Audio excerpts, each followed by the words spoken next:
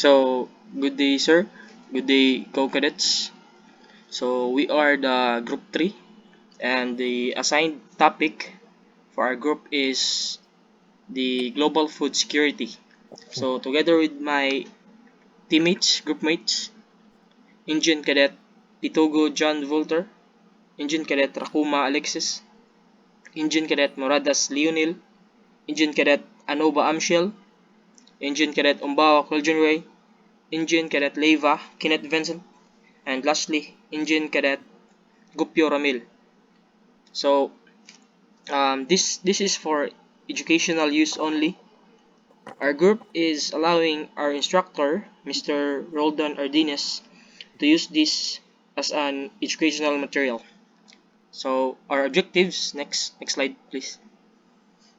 So this video, our objectives are we have five objectives. First, identify the factors leading to global food security. The next one is examine the state of the Philippines in terms of food security in pandemic. Third, five components of global food security.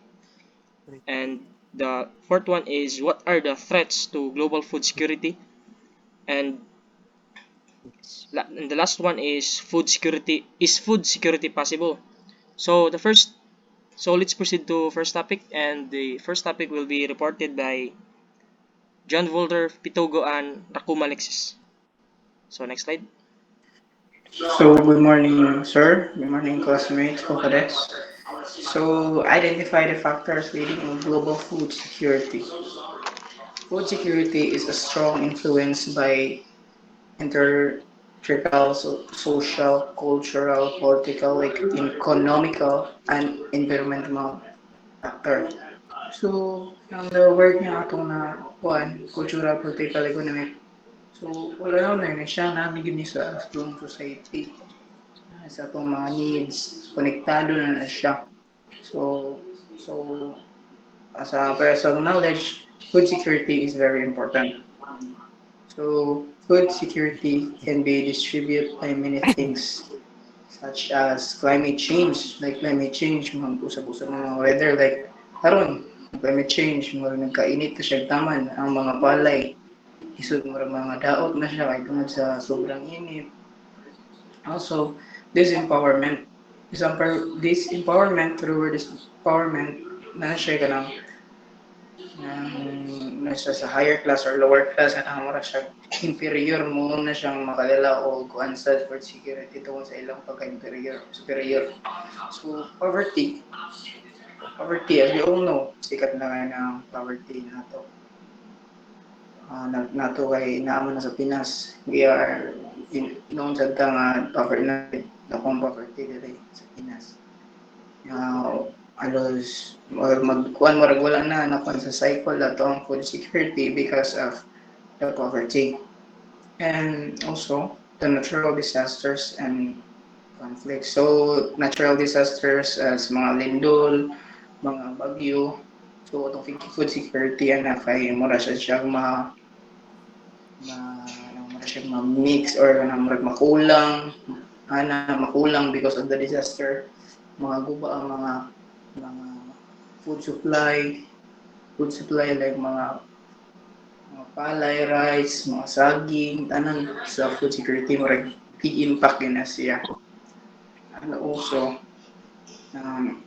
the conflict magka-conflict sa mga supply like that, supply and dagan pag utang. So kuan sad kanang also factors affecting food security, global food supply is even some places produce more food than others. So ang uban niya mga place like kanang source siya sa mga pagkaon like as a source sa rice. So dito sila mas daghan sila og supply na kuan. Some places produce more than others. So physical factors such as climate and soil quality and ingredients and human factor such as technology, has a circle control the quantity and types of food produced in a location. So with the technology, we control the quantity of kuan mo na siya based on sa technology. Today, there are many other factors that explain why some countries produce more food than others. So, daghan na siya mga kanang mga kuan ba nga ug ano ang mga uban countries maka-produce more food and ano side at ang uban countries wala because of mga siya may mga kakulangan or sobraan. So first, I will just give a short definition of the like of kanang more siya mga sa food security. Kay the other members will elaborate it later more. So first is climate. Okay, climate. As we know, climate mag-usab-usab na siya sa ingon kanina.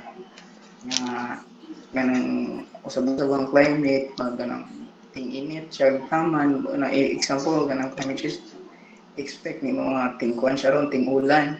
Pero kung sa climate change, usab siya because of mga heat tungod ng mga greenhouse ito yung init nagka nipis sa atong ozone layer. That's why it is magdugay ang tag-init kasi sa tag-ulan. Nga kung mag-ulan po sa kay mas kusog gayo. So the next is technology. Ay the technology kuan siya muna siya kuan na to para kuan og mga products uban panang maka-import of foods because of technology, mga good thing siya. Technology maka-import of mga foods para sa atong ekonomiya. So technology kuha na siya connect to other country, to country, to country, to our country, like that to the Philippines. So ang pong lost farmland, mga guba sa maguba ang mga farm. So muna siya malusa ng food security because kay mga guba ang farm wala na tayo makuha ng mga supply. So pests and diseases. So because of that pests and diseases kanang mga kauno ng mga atong mga rice, mga uban nga katong sa mga insect or mga pets or siya mga unbalance atong food security. So the next one is water stress. Marami ka ng atong uban mga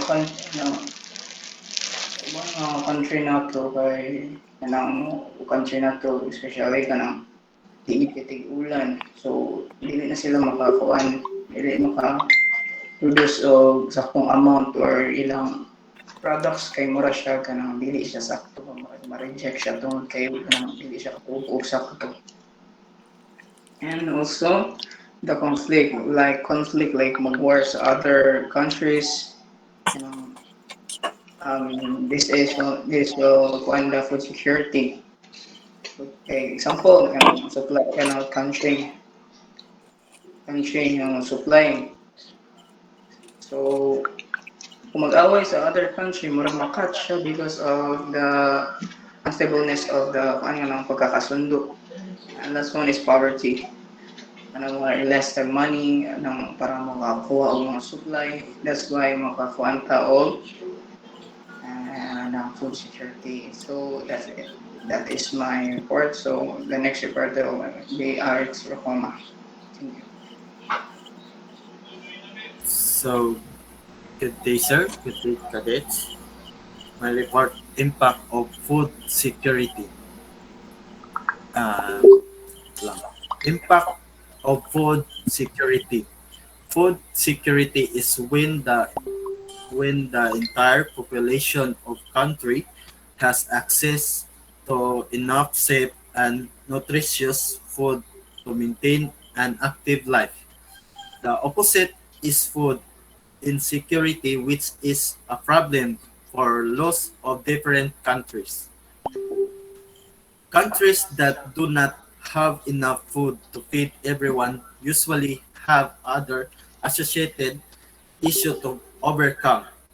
Some impact of foods insecurity include,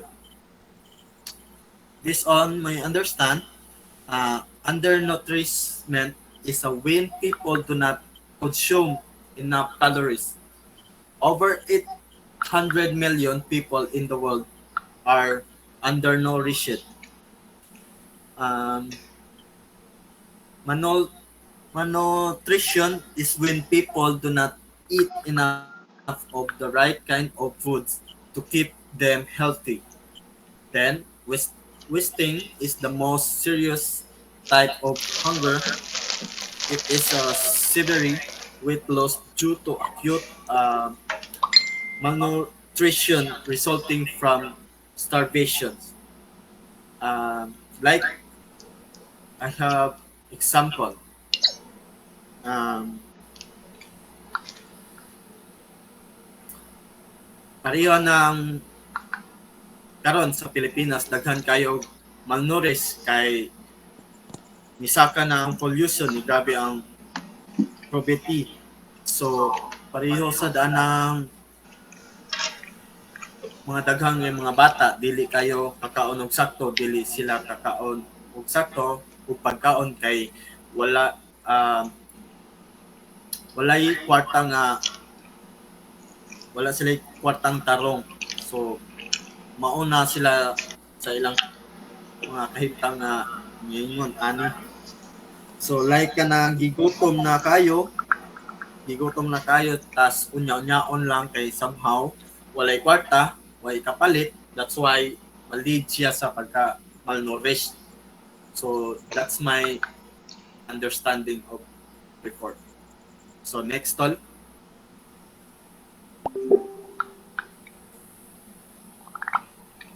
Good day, sir, and good day, classmates. I'm Engineering Cadet General MORADAS, and I'm here to report about the examine the state of the Philippines in terms of food security and pandemic. So, the factors affecting food security. Global food supply is not even. Some places produce more food than others. Physical factors such as climate, soil, quality, and ingredient, and human factors such as technology have historically controlled the quantity and type of food produced in any location. Today, there are many other factors that explain why some countries produce more food than the others. Okay, next slide please. So the number one is the climate. So the global warming is increasing temperature by around 0.2 degrees Celsius every 10 years. Rainfalls is increasing in some places but decreasing in other. Higher temperature and unreliable rainfall make farming difficult. So naday uban ng mga country no kay kanang kalisod sila og tanom og agricultural product kay tungod aning decreasing from rainfall for those especially for those farming marginal lands who already struggle to survive. Even advanced countries can be affected by drought. Countries such as Russia and Australia. So kanina ng mga country no bisag kanang mga advanced na siya maglisod sad sila og kanang mga agricultural product kay tungod aning climate change. Uh, there are the mao ni sila ang kanang pinakadaghan ni produce og ni export og mga wet and other kind of agricultural product. when when they suffer drought, there is less food available globally, and global food prices increase, leaving the poor most vulnerable. So katong mga pobre din no mao itong mga kaluluoy kay karon ang mga prices kay sige saka. The second one is the technology. Improvements in technology have increased the amount of food available. Technology can overcome temperature, water, and nutrients deficiencies in form of greenhouse. So, ang mga technologies di ay naa siya yung mga advantage o naa siya yung mga disadvantage.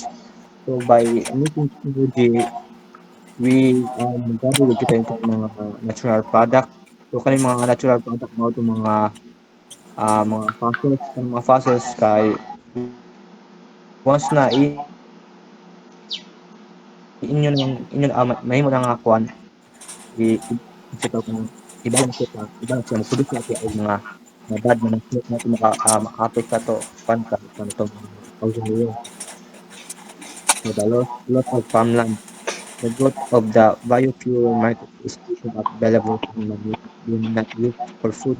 So katong mga kanduhan, katong mga farmland, laban ano, may iba ng mga farmland dapat sa kaya mayuta, pero wala gigamit by planting some agricultural plants and other products.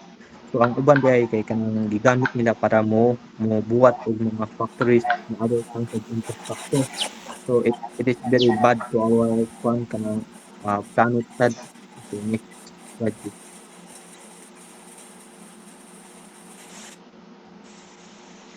Next slide sir. So the pests and the diseases. Pesticides have increased pesticides have increased crop yields. Farmer in ACs can afford because where most farmer in low income developing countries cannot afford them. So parang di ay kanang mga agricultural product type na gusto sa og ni subot ang mga tanom kay tungod ang mga fruit ang mga insekto. So Moradas, some moradas, of the louder. farmers Dili mo bati. so katong mga uban ng mga product ang mga farmers ay maka maka-afford sila og palit og mga pesticide pero ang uban katong mga tubo naisod og palit mga uban kanang naglisod sila og produce og kuha sa ilang sa ilang mga tanom. So the water stress irrigation system provide water concentrated and durable or low rainfall.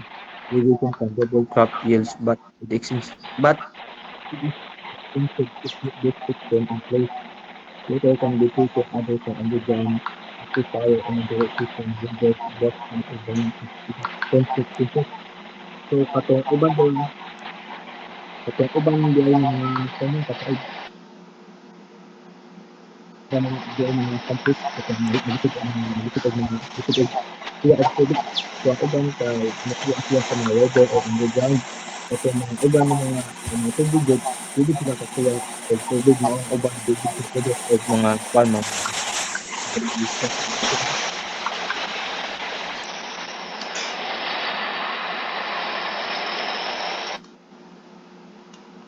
so the next one is the conflict. While also the land or provide income for food can be used in future within this pattern of food supply. So the number one example ano to katong agura sa Russia o Ukraine. Mauban kay giba nila ang ilang mga agricultural product mga uban kay nagtungod nagutom uban nga natin yung student nagutom kay mga agura.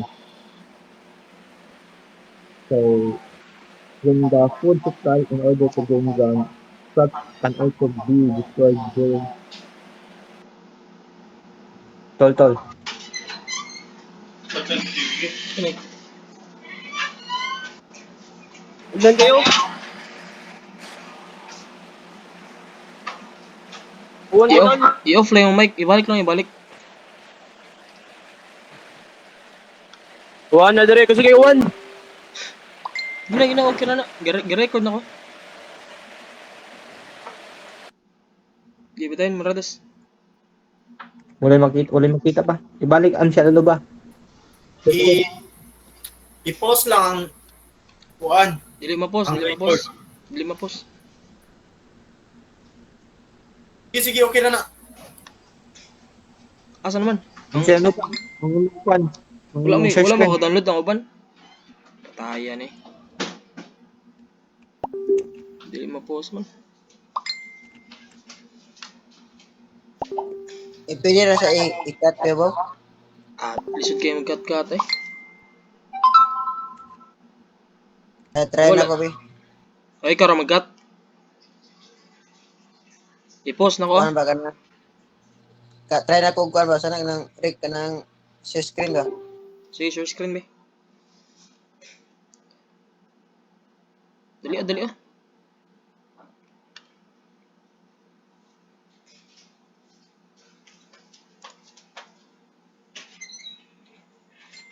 Yung sari pang masudan? Eh? Yung sari pang masudan?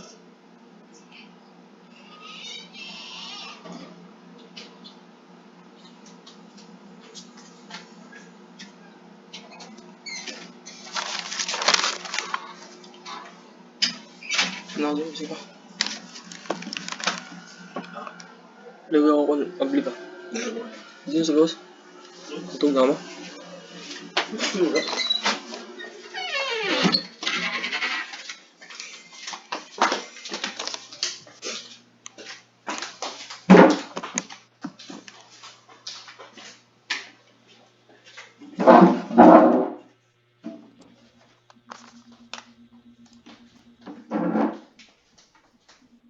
Sige, proceed na, So, proceed na.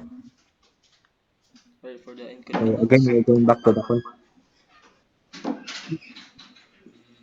So the conflict, war forces farmer to flee their lands or to fight in conflict. Food can be used as weapon. Mao to akong ingon kini katong ang agricultural product kay gubon sa uban ng mga uban nasod para ang uban ang katong ilang gigira kay magutom o ang uban mamatay maong uban ang maong kanang country kay mo surrender na lang. Our crops can also be destroyed during the fighting. Food shortages have caused riot and conflict. The South Sudan region has faced conflict for years, with 4 million people facing food insecurity, and the Darfur area conflict has lasted years because of disagreement over land and raising right. So the poverty, baktol.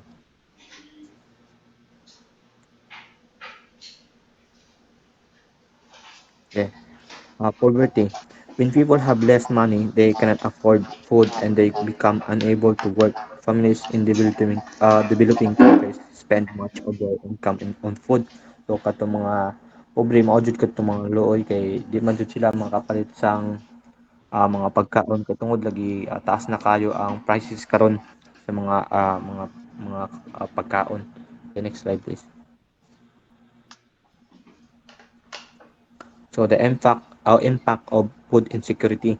Food insecurity is when the entire population of country has access to enough safe and nutritious food to maintain in an active life. The opposite is food insecurity, which is a problem to lots of different countries. Countries that do not have enough food to feed everyone usually have other associated issues to overcome. Some impact of food insecurity include the soil erosion. The removal of soil occurs more rapidly in areas that are very dry. Food insecurity can lead to soil erosion as farmers try to get more out of their land. So, katong soil erosion, farmer sa atoy butang kanang lugar nga Saudi Arabia. Maglisod yun na sila o tanom kay tungod lagi kay super dry na kayong lugar, less rainfall. So that deforestation, overgrazing, and overcultivation expose the soil and make it vulnerable to wind and water erosion. Katong sige putol og mga kahoy aun sa pana maglisod jud sila tanong balik kay katong wala na magud o musagang sa mga kusog nga hangin ug other kanang vulnerable at kusog sa sila sa landslide. The rising prices. When there is less food available, the prices of food increase. Since the year 2000, prices have been rising. Poorer countries are more vulnerable to increasing food prices. So katong mga countries din nga mga advanced o katong mga countries nga more food product mao tong mga maka-advantage jud katong mga low katong mga pobre. Next slide. So the depth. Food prices can be set speculators and ACs. This can cause great swing in the prices offered to farmers to their crops from year to year. Farmer may acquire dip by borrowing to buy seeds and equip and find they cannot sell their crops at high enough price to repay the loan. So katong uban ng mga farmers din katong mangutang mausad kay ni mga kuluoy kayo kay ang uban mangutang kayo o mangutang og dako pero harvest na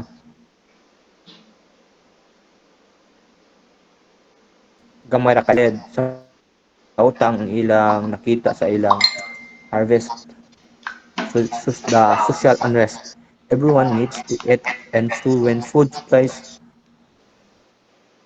tol.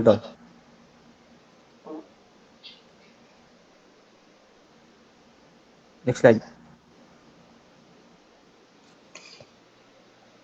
social unrest. Everyone needs to eat, and so when food supplies are low, people have to fight to their survival. Riots in Algeria in 2011 were caused by high food costs. The price of cooking oil, sugar, and flour doubled with the space of few months. Kaning nga social unrest kay once na ang mga food and other agriculture product na ni-support sa ato kay nanon adlaw mulogan ini naa jud tsansa nga ang mga tawo mag-riot uh, for sa atong kinabuhi sad para mabuhi ta. Okay, next slide.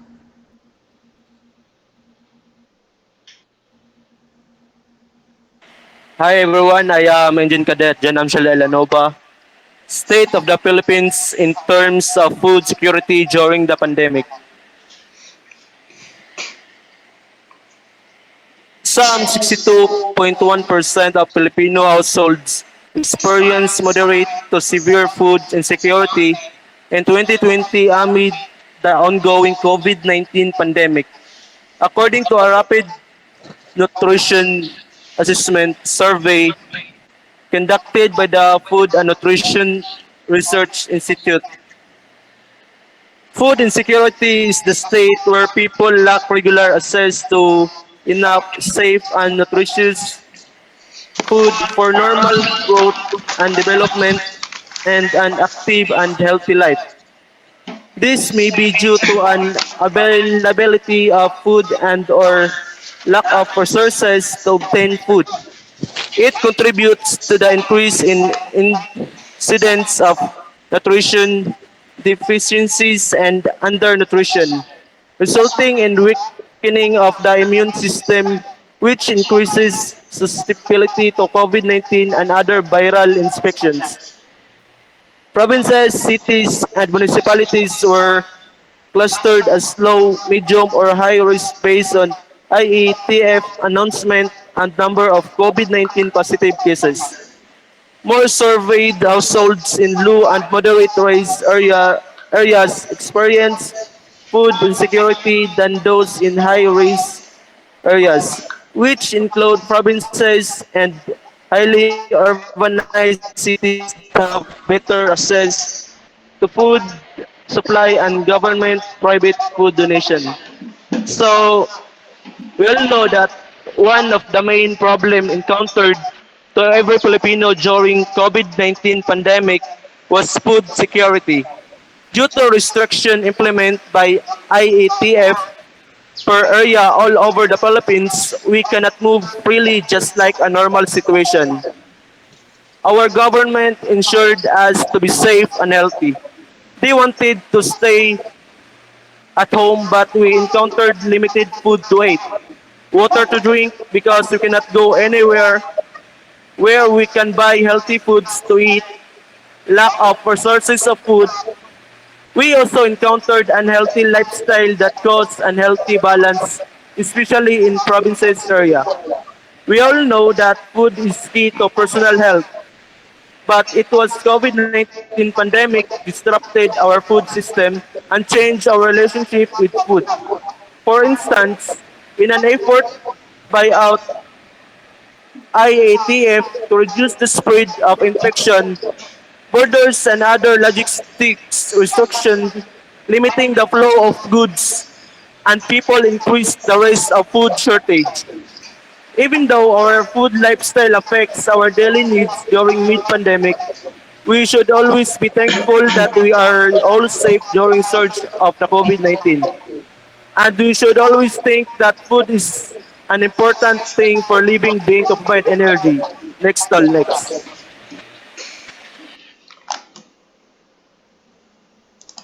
So, good day, good day, sir. Good day, co-cadets. So, I am Engine Cadet Umbao January. So, the topic that I will tackle is the five components of global food security. So, next slide. So, first we will define the global food security. So, as defined by the 1986 World Food Summit, okay, food security refers to conditions in which all people at all times have physical and economic access to insufficient safe and nutritious food to meet their dietary needs and food preferences for an active and a healthy life. So, through that, we can understand what is the global food security. From the word security or secure, okay, so in that term, kay we already we already think or makathink ta nga makathink jud ta nga ang ang pasabot ani kay all all people daw ay at all times have access to sufficient nutrient foods para makamit silang needs in order to have in an active and healthy life. So mano ang definition sa food global food security. So next slide. So we'll focus now to my main topic. So which is the five components of global food security. So again, the food security in a population means that all people at all times have sufficient access to food to meet their dietary needs for a productive and healthy life. So these are the five components of global food security. So we have here availability, access, stability, utilization, and acceptability. So first we will focus on the first one, which is the availability. So next slide, please. So availability. So food availability means that sufficient quantities of appropriate and quality food is available from domestic production, commercial imports, food assistance, or reserves on a consistent base. So it is it is the availability of appropriate and quality food when it comes to domestic production. So kanang domestic production when we say domestic production, okay, example of that is kanang nara sa atong houses sa atong houses makuha or ma-produce in just our country lang kanang home na mga produce nato. So mga domestic production kana naras balay kanang ato ra ma-access dito ba. So why is it that the food availability is important? So I can say that availability is about food supply and trade.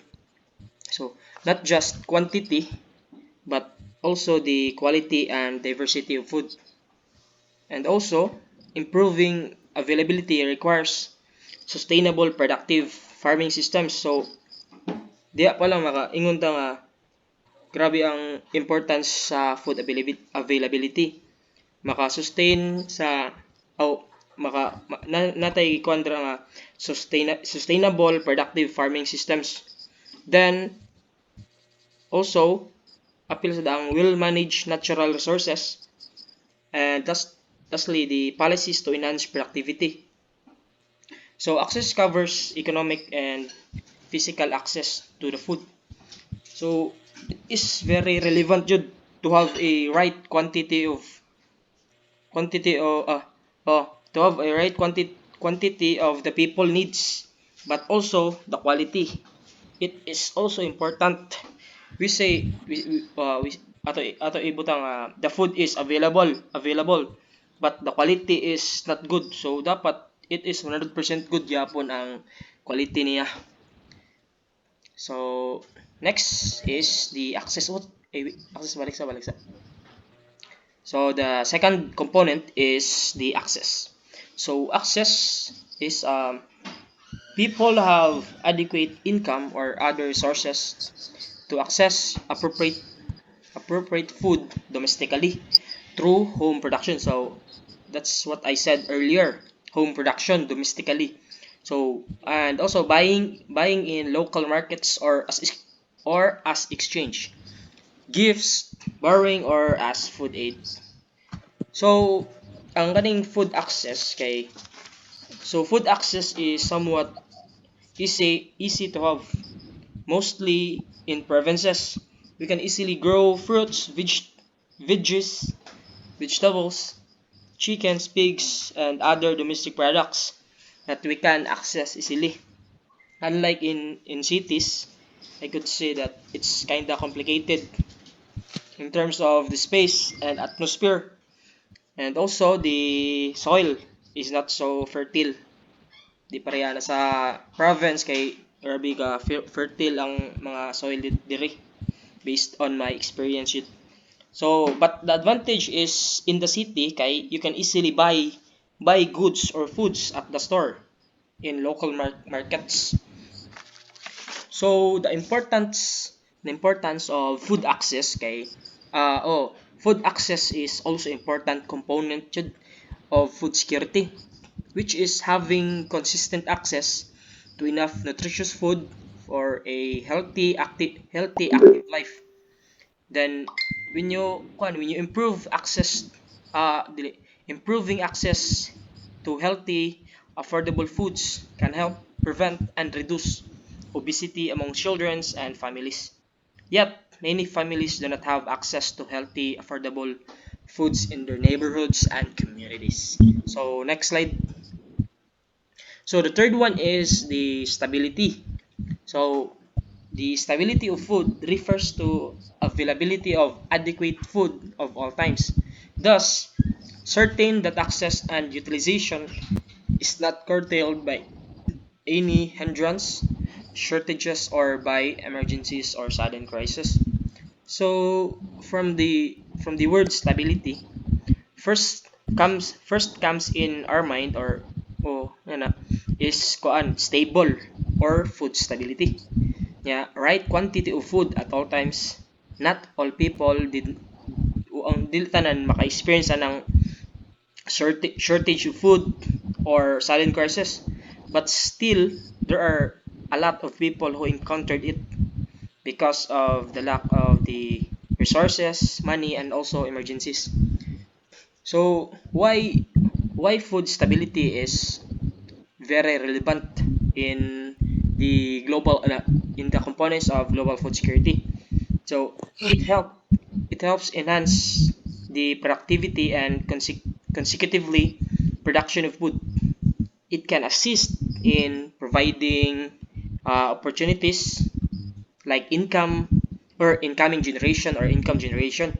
Yeah, and it generally provides improvement of nutritional nutritional advice through home economics. So maka improve sa diya og kanang sa pag kuha nimo mga advice how to kuan home economics programs, and maka enhance the quality of rural life by way of communities development. So that's why in I can really say that food stability is has really plays a big role in the components of global food security. So the fourth one is utilization. So people utilize food properly through food storing and processing practices while having a sufficient knowledge where they apply nutritional health, sanitation, socio-cultural, as well as spiritual parameters of food. So, food utilization is defined as safe and nutritious food which meets their dietary needs. It is a necessity for the body to adequately absorb the nutrition of food. Yeah, which enables an individual of line and work more productively. It has also plays a big role in food security because through this people can learn to utilize the food properly, will not waste any food, and can maximize all the food quantity and to eat nutritious foods. So does utilization important? Yes, I could really say that it is also important because utilization of food through adequate diet, clean water, sanitation, and healthcare to reach a state of nutritional well-being where all psychological needs are met. This brings out the importance of non-food inputs security. So, kay so next slide, ni-block lagi. Nag-block lagi. So, na? Gupyo? Na. Block lagi.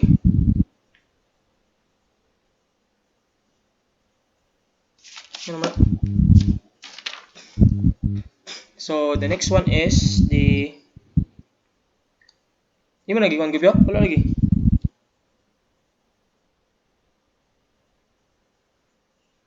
Uy. Ako naman daw. Ha? Muna acceptability. Ngit-ngit, itom lagi, itom. Man, klaro man diri. So, ko itom lagi. Itom sa diri tol. Itom man. Nagani kaliba, maklaro kaliba. Dili daw. Itom lagi. Sila tanan, itom na. Klaro naman diri. Medya. Itom man dre. Kasi yung mga kondra, ano ba, di ka maka-share screen?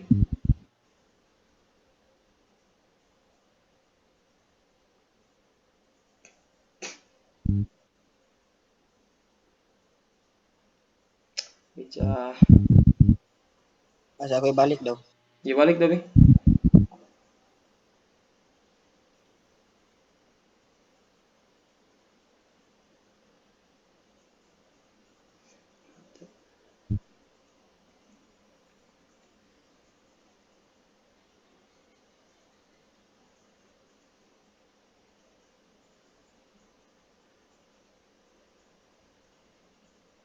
Klaro na? Wala. Ha? Klaro ra? Wala man ako na eh. Okay. Ako i-stop ha. Klaro naman discount to. Okay, stop, stop.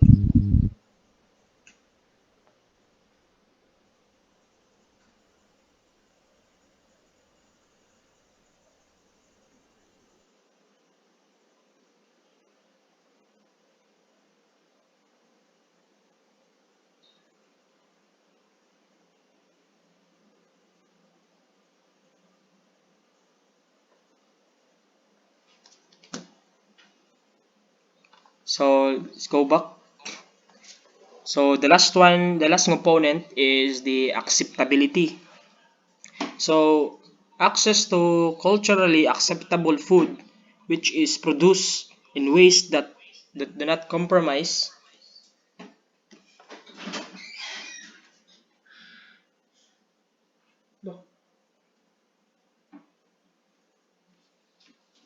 dito I should ito next.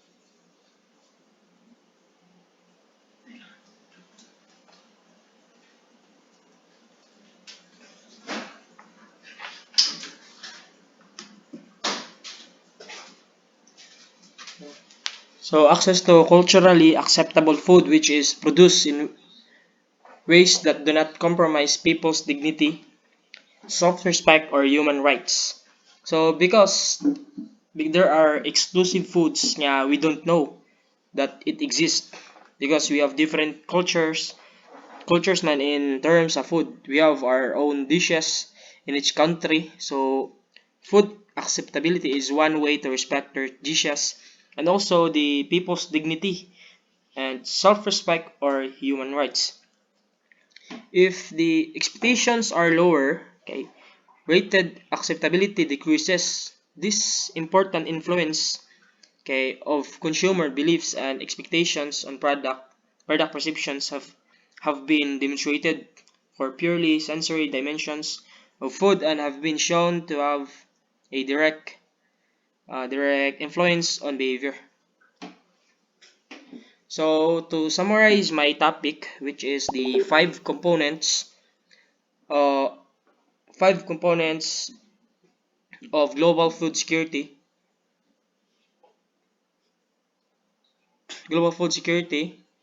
kay it it is very significant. These five components is very significant in food security because through these components we have a guide or standard on how to have a secured food, and also through these components we have learned the basic and most relevant things to know in securing food. It is like a knowledge for a lifetime. Now that the we already know the five components of food security, I think that we can apply it in our lives, even in our own little ways, so that in our own little ways. So that's all to my end. I hope you've learned something about the components of the food security. So the next reporter. So, good day everyone. I am Engine Cadet LEYVA Kenneth Vincent. Madungog ra ko, tol. So, what are the threats to global food security? Next slide, tol. So, these are the threats to global food security. First, the climate change,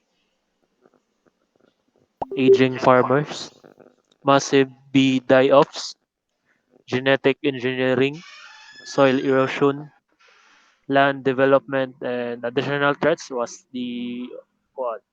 Disruption in the food chain, population increase, and modern food system, global warming, and environmental shocks. Next all. Next slide. So, so the first global food security threat is the climate change. So, inaugurally, this is food security's biggest challenge. Climate change is a clear indication that nature's balance is messed up. Weather patterns become erratic and more intense. Temperatures either go up or dip. Sea levels rise and landscape drastically change. So climate change sadly plants, trees and wildlife simply don't have enough time to evolve to adapt the new conditions. So obviously, agriculture takes a hit too because it depends so much on nature, on water, air, soil, and the weather.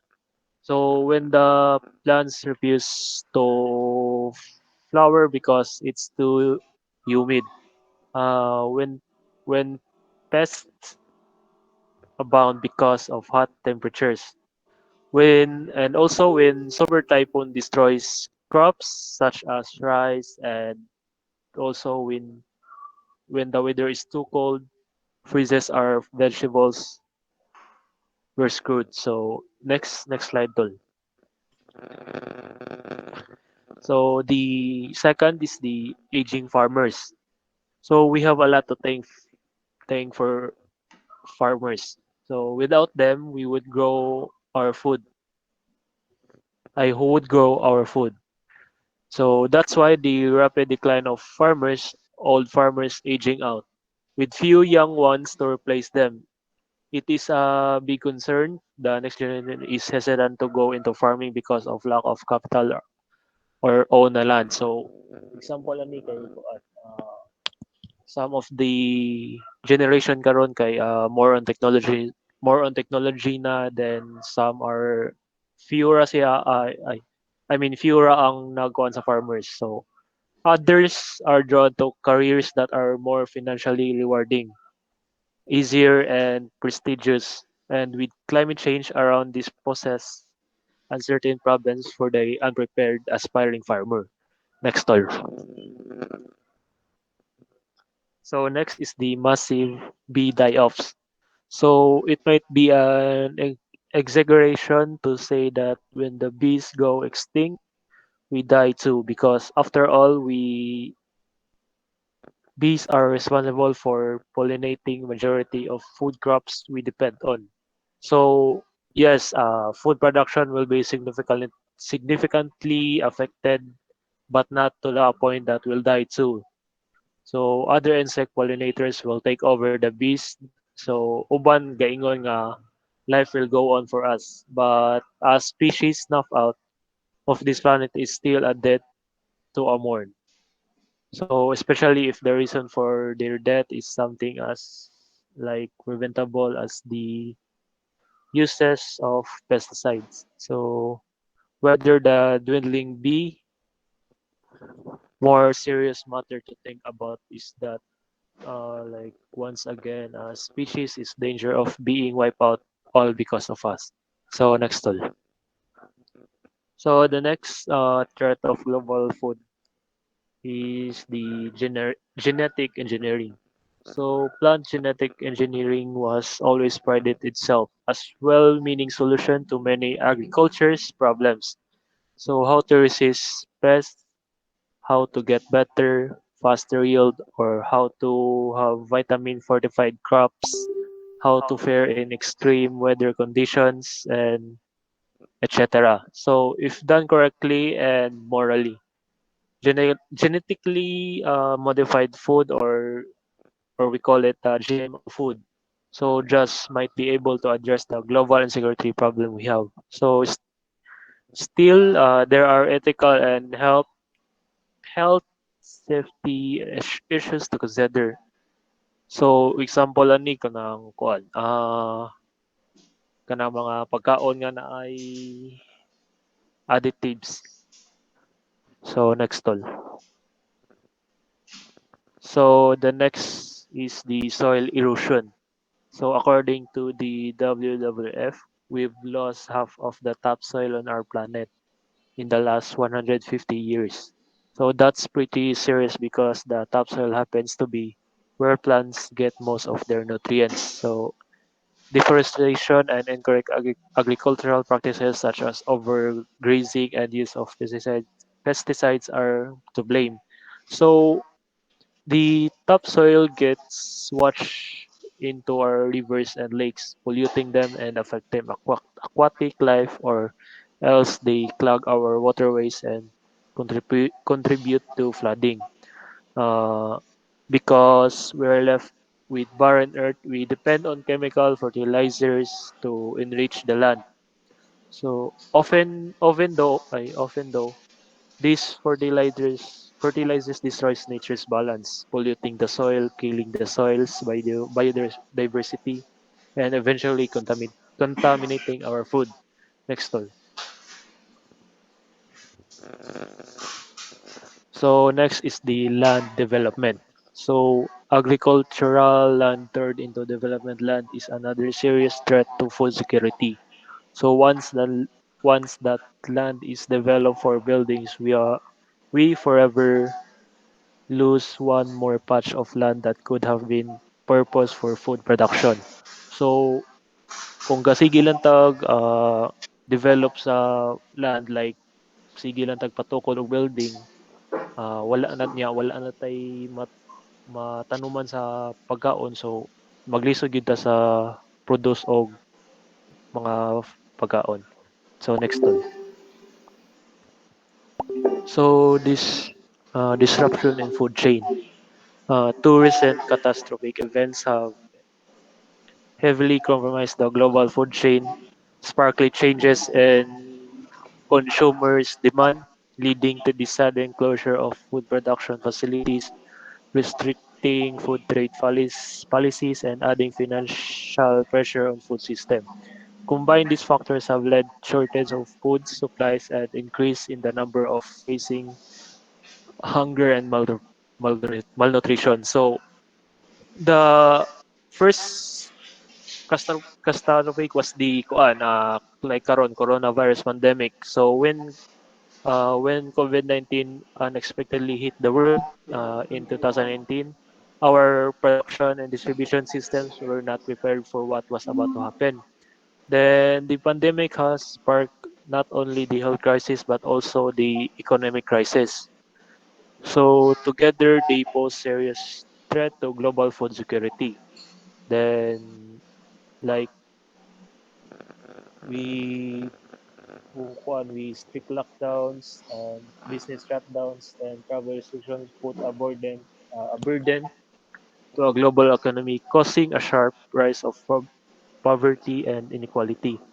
So also people around the world, especially in developing countries, experience an abrupt disruption to food supplies and low-income households to deal with hyperinflation in rising commodity prices.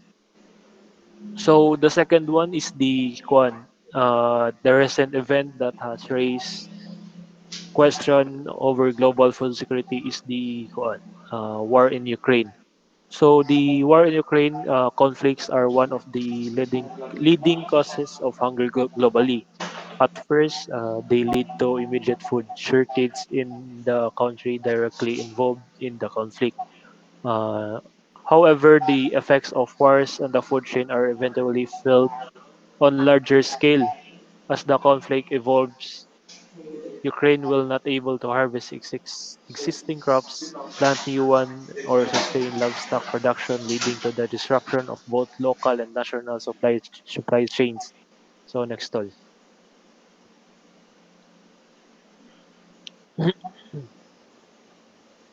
Next tol.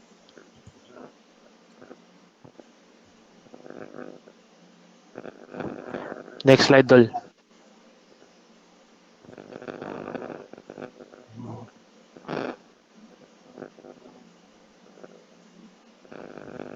Bow.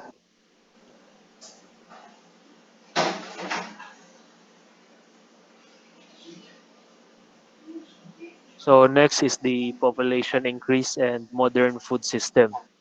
So the rise in demand has turned the global food chain into machine designed first and foremost to generate capital.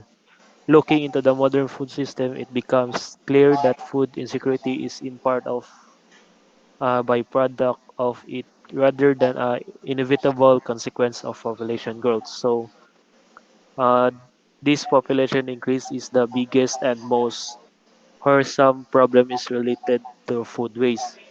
So uh, human consumption every year around 1.3 billion tons value at nearly $1 trillion is wasted or lost.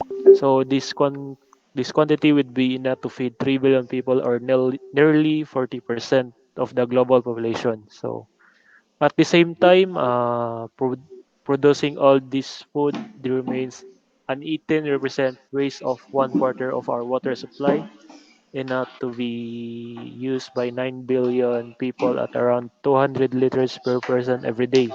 So next tol.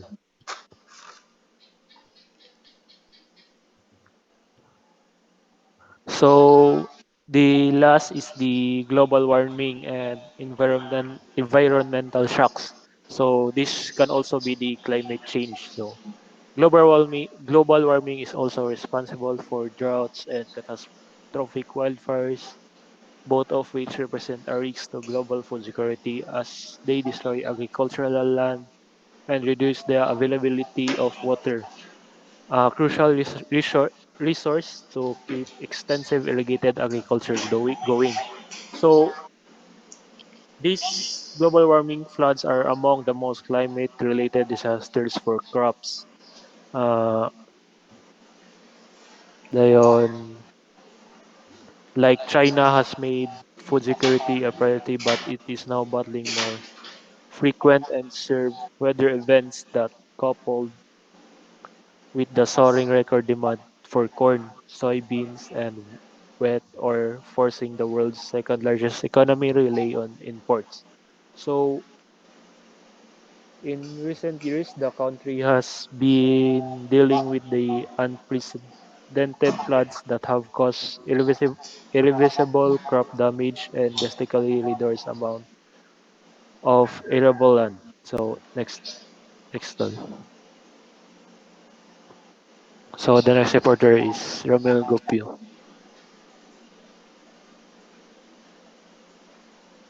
So, So I'm Ramil is Engineer Cadet Ramil GOOPIO, so I'm the last reporter. So, the report is food security possible. So food security is required to ensure that each individual of a country has access to safe and healthy food to, at all times of this year. So we have a clue that what is that food security is possible because of the access that the word safe and healthy food. Next, during a natural disaster, the rates of food rise due to shortage of food. Food security ensures that food grains are distributed at cheap rates to the poor, so that they do not starve. Food security is the measure of an individual's ability to access food that is nutritious and sufficient in quantity. Some definition of food security specify that food must also meet an individual food preferences and dietary needs for active and healthy lifestyle. Poor nutrition can impact our physical and mental health in a big way. So, is food security possible? So, for us, so food security is possible because if there is no security, so means that all today we can be our food will not be healthy. So, because some of food are can make us poison. For example, like the in the news like uh, ng double dead animals like pig.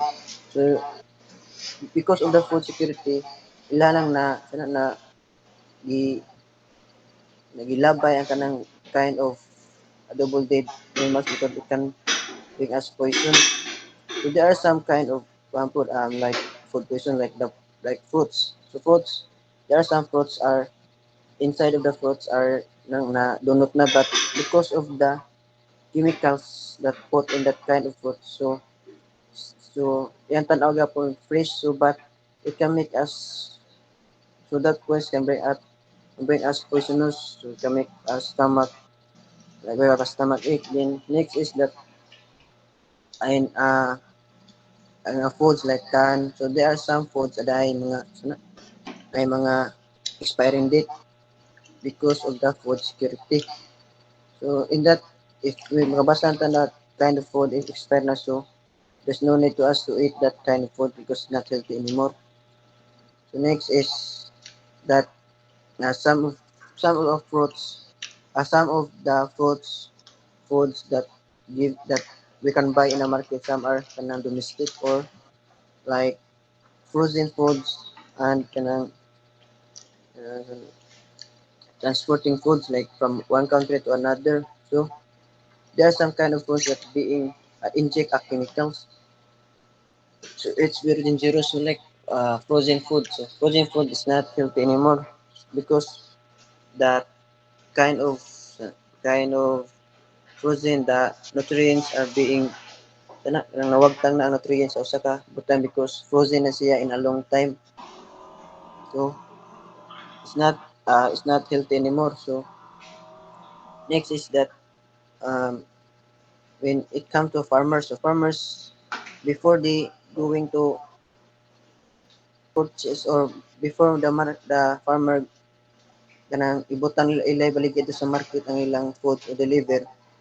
So nagi po na ng mga some kind of food security like mga tao so like sa government mo tanaw if that kind of vegetables or fruits are healthy to eat so there is no chemicals so when you call no there are chemicals like but that kind of chemicals that put in the vegetables or fruits kada kanang abunor na so not some kind of chemicals that is i-inject sa prutas to make us fresh fruits or vegetables. So food security is possible so that all people in around the world are healthy but there are some kind of like ng mga padagan nga mga prutas ng mga imbis nga dubok na ibaligya lang gyapon so maybe it up nanana na sa tuwa if mo palit ta kay not that all the time na mabantayan na sa food security government nga kana na putasa or kana na tindahan is maligya og kanang mga unhealthy foods or vegetables or fruits. So it's up to us if that kind of food healthy or we're gonna buy that kind of food. So is food security possible? So the food security for me is possible so that we can be healthy all the time. So that's all for the for my report. Thank you. So, okay na. So, thank you for your time, and thank you for watching our report. So, I hope you all learned from our report, which is the global food security reported by Group 3. Thank you and God bless.